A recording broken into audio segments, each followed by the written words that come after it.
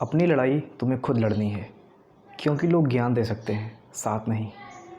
चलिए दोस्तों, इसी सच्चाई के साथ में वीडियो शुरू करते हैं। मैं हूँ सिद्धांत, ओलंपिक स्टडी में आपका बहुत बहुत स्वागत है। तो आज का हमारा टॉपिक आप देख सकते हैं, railway group D cut off discussion, most awaiting video जो कि यूट्यूब पे बहुत चल रहा है आजकल। तो इस विषय में हम चर्चा करेंगे कि क्या कट ऑफ जा सकती है और क्या उम्मीद है, किस तरह से आपको पढ़ाई करनी चाहिए और किस लेवल पे पढ़ाई करनी चाहिए। ये कट ऑफ डिस्कशन मैंने बहुत सारी वीडियोस को देख के ऑलरेडी 10 से 15 वीडियोस को एनालिसिस करने के बाद में यहाँ पे लिखा है। मैं यहाँ पे नंबर बढ़ा के नहीं लिखूँगा, ना ही नंबर मैं कम लिखने जा रहा हूँ। जो जेन्युइन डेटा हो सकता है, जो उम्मीद है, जिसको प्रारूप में लाने की उम्मीद है, जो कि 90 से 95% तक सही हो सकता है, उस चीज़ को हम यहाँ पे डिस्कशन करेंगे। तो यहाँ पे हम वैकेंसीज़ की डिस्कशन नहीं करेंगे कि पिछली बार वैकेंसी क्या थी, इस बार वैकेंसी क्या है और कितने लोग अप्लाई किए हैं। फॉर्म के बारे में हम यहाँ पर डिस्कशन नहीं करने वाले हैं। हम जस्ट आते हैं पिछली बार कितना कट ऑफ गया था और पिछली बार कंपटीशन का रेट क्या था और इस बार कट ऑफ कितना जाने की उम्मीद है और इस बार रेट क्या है सिलेक्शन होने की। तो जैसे कि आपको पता है कि जो 2018 में एग्ज़ाम हुआ था, उसमें जो एक सीट पे प्रमुख दावेदार थे, वहाँ पे एक सीट पे 180 लोग दावेदार थे 2018 के एग्ज़ाम में। लेकिन इस बार जैसा कि कहा जा रहा है कि वैकेंसी ज़्यादा है तो कट ऑफ कम जा सकता है या फिर कंपटीशन कम है, तो आप देख सकते हैं कि इस बार जो कंडीशन है वो एक सीट पे लगभग 110 से 112 बच्चे हैं। ठीक है, यानी कि एक सीट पे आपको 100 मतलब आपको 100 बच्चे एक सीट पे देखने को मिलेंगे। तो ये चीज़ मैंने बता दिया और आते हैं फिर डायरेक्ट हम पिछले बार कितना कट ऑफ गया था जोन वाइज, उसको पहले चर्चा में ले आते हैं और उसको पहले समझ लेते हैं।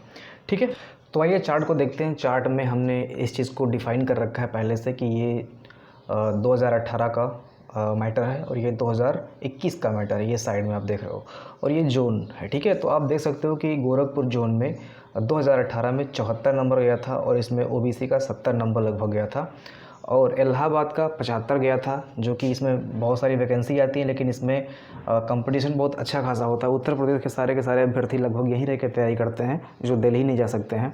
और पटना से भी कुछ लोग आते हैं क्योंकि माहौल एक जैसा हो जाता है, अवधी बिहारी भाई भाई हो जाते हैं, तो यहाँ पे कंपटीशन लेवल बढ़ जाता है और यहाँ पे कंपटीशन लेवल रेलवे और उत्तर प्रदेश की वैकेंसियों से रिलेटेड ज़्यादा होता है। तो आप देख सकते हो कि यहाँ पे जो ओबीसी का कट ऑफ जाएगा वो लगभग 70 यहाँ पे भी है और यहाँ पे जनरल का 75 गया है। पटना जो कि गढ़ है और ऐसा माना जाता है कि यहाँ के जो बच्चे होते हैं पूरा का पूरा लूसेंट घोल के पी जाते हैं, मतलब उनका सुबह शाम लूसेंट ही चलता है, मॉर्निंग और इवनिंग जो है उनका लूसेंट ही चलता है, तो इनको पूरा का पूरा लूसेंट कवर होता है। और यहाँ पे आप कट ऑफ दे सकते हैं 77 गया है। कौन कहता है कि बिहारी पढ़ने में सही नहीं होते, ऐसे वैसे होते हैं। 77 नंबर कट ऑफ गया भैया, यहाँ पे मतलब अच्छा खासा कंपटीशन है।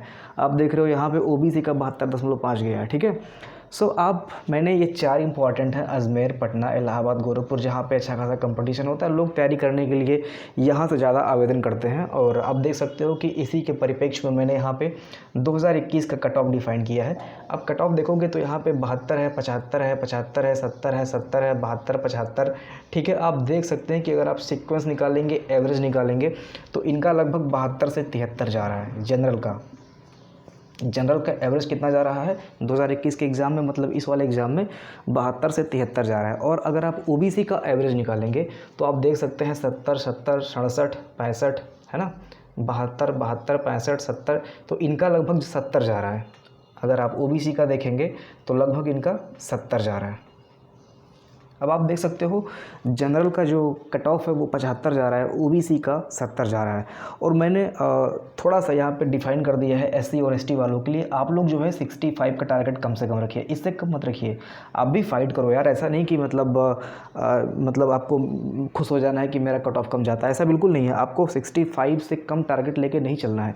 65 आपका लास्ट टारगेट होना चाहिए और आपको इसके लिए मेहनत करना पड़ेगा। ये भी लाना आसान नहीं है आपके लिए। ठीक है, सो आप मेहनत करो और आप 65 का टारगेट रखो। यहाँ तक अगर आप जा रहे हो तो आप सिक्योर हो। ओके, सो ये कट ऑफ चार्ट आप देख लीजिएगा। आप इसका फ़ोटो कॉपी भी स्क्रीनशॉट भी ले सकते हो, ठीक है, बाद में देखने के लिए।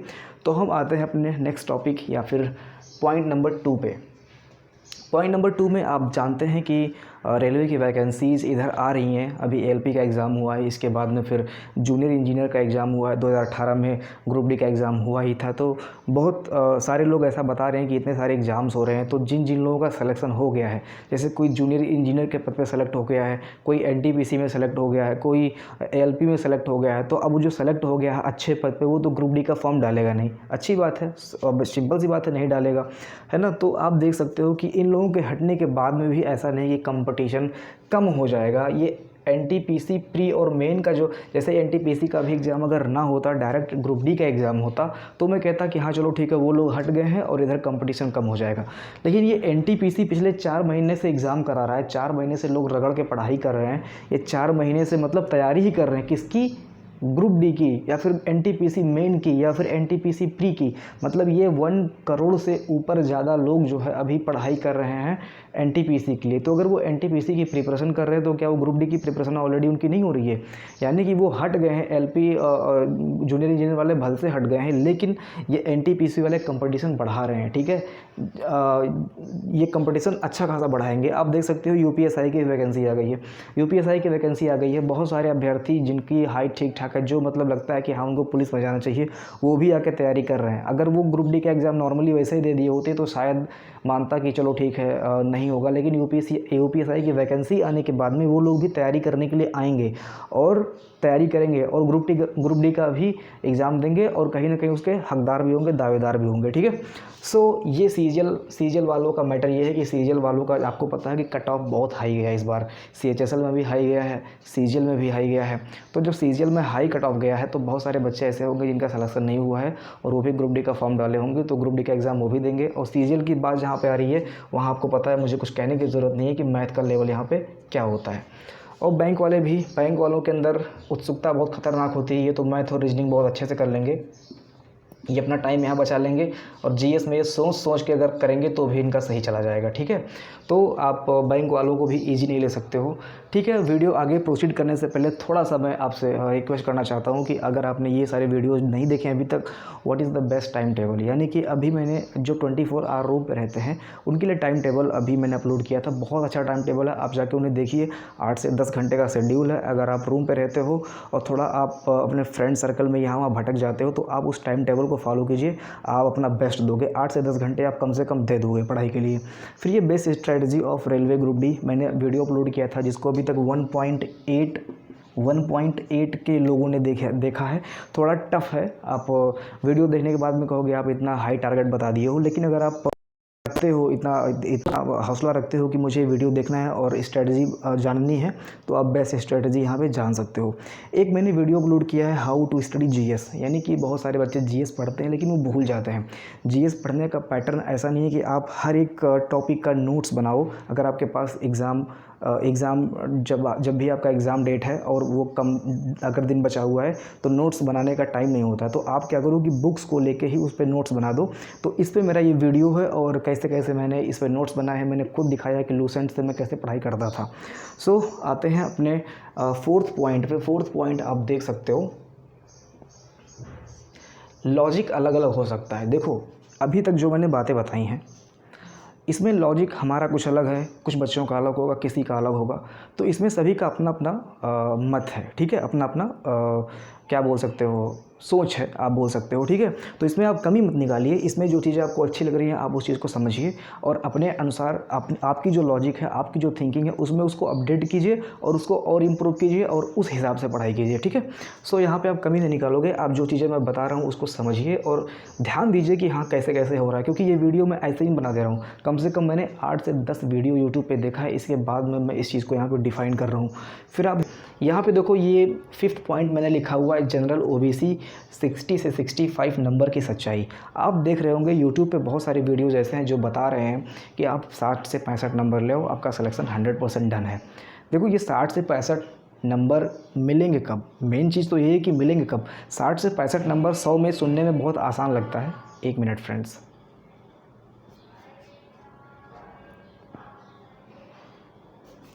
60 से 65 नंबर सुनने में बहुत इजी लग रहा है कि आसानी से आ जाएगा, लेकिन 60 से 65 नंबर लाने के लिए देखो क्या क्या होता है।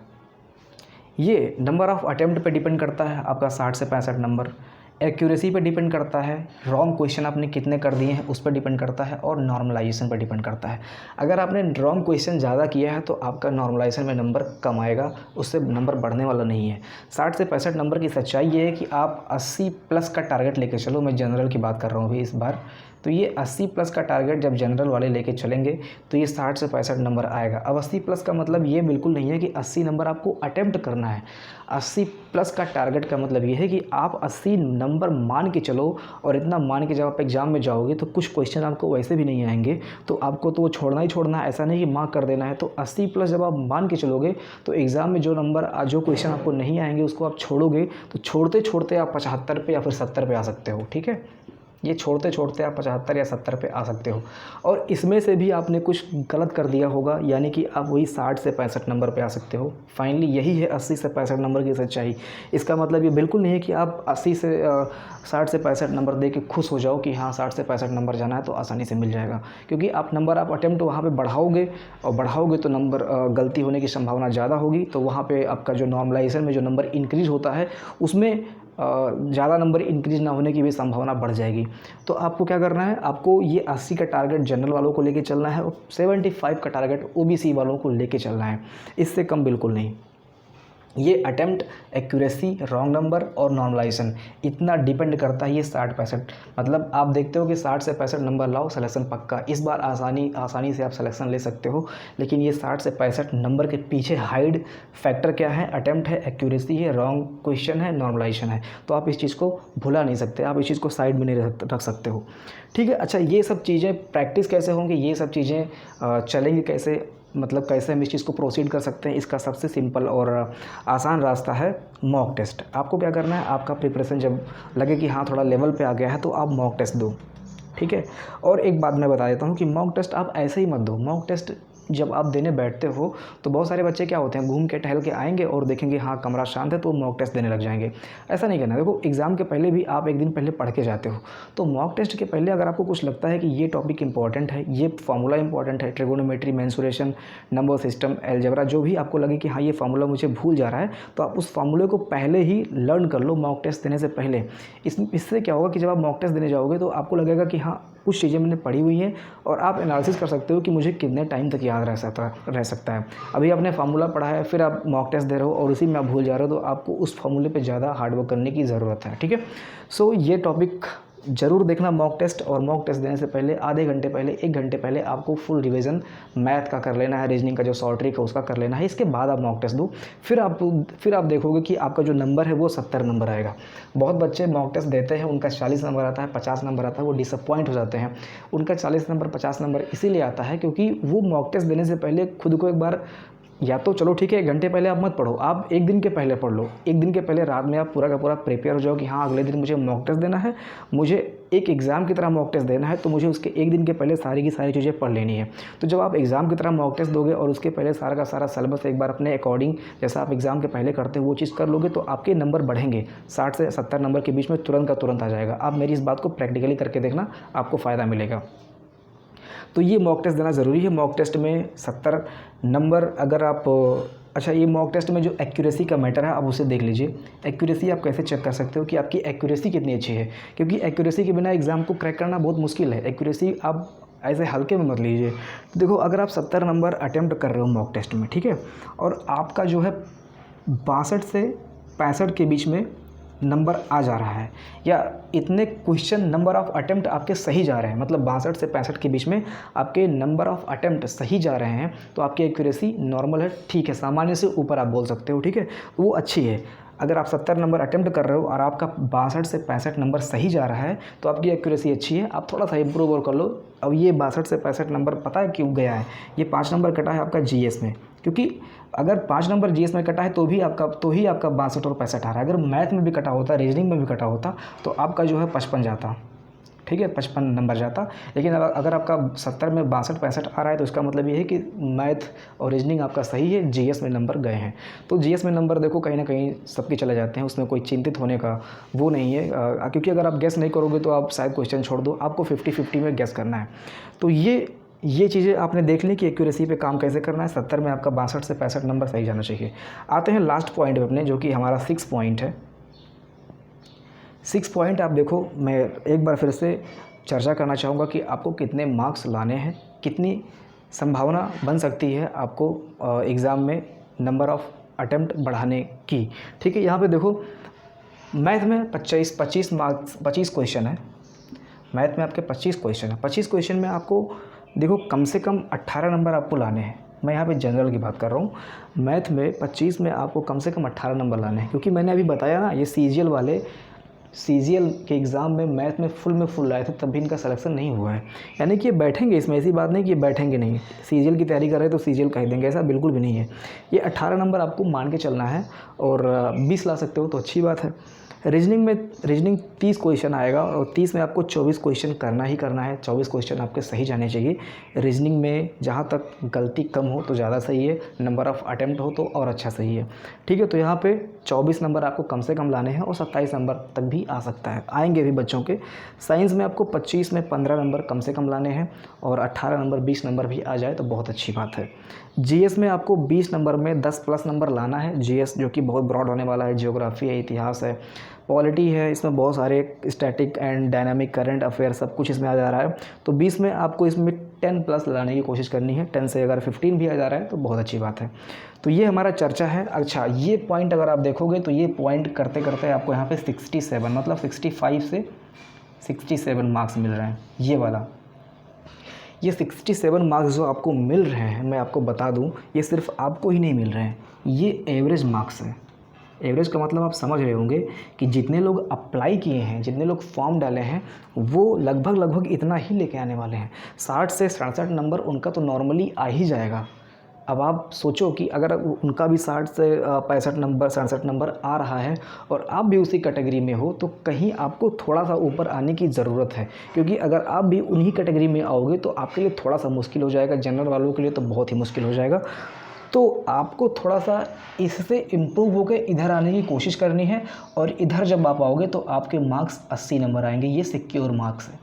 80 नंबर जब आप करके आओगे तो कुछ नंबर गलत होगा, 10 नंबर 5 नंबर गलत होगा, वो नॉर्मलाइजेशन से थोड़ा सा उठ जाएगा, या फिर जो भी हो 80 का टारगेट आपको लेके चलना है। जैसा कि मैंने यहाँ पे बताया था, 80 का टारगेट लेके चलोगे तो आप 70 अटेम्प्ट कर पाओगे। 70 अटेम्प्ट करोगे तो उसमें से भी कुछ गलत होगा, फाइनली नॉर्मलाइजेशन ऐड होके आपका ये 74-80 नंबर जाएगा।